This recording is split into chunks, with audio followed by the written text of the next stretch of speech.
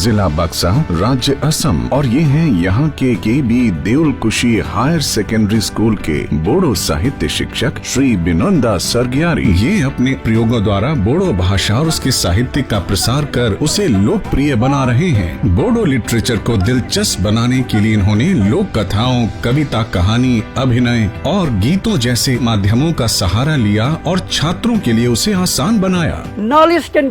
अगर हम शिक्षा हासिल करके उसका प्रयोग अपने जीवन में करें तो हमें सफल होने से कोई नहीं रोक सकता। कोविड महामारी भी उनके जुनून को कम नहीं कर पाई। इन्होंने ऑनलाइन प्लेटफॉर्म से बोडो भाषा को बच्चों तक पहुंचाने का प्रयास जारी रखा। ऐसे शिक्षक जो सहेज रहे हैं भाषा और संस्कृति के साथ अपनी धरोहर को, पूरा देश सलाम करता है इनको। श्री बिनोंदा सरग्यारी को बतौर शिक्षक राष्ट्रीय पुरस्कार 2021 से सम्मानित किया जाता है।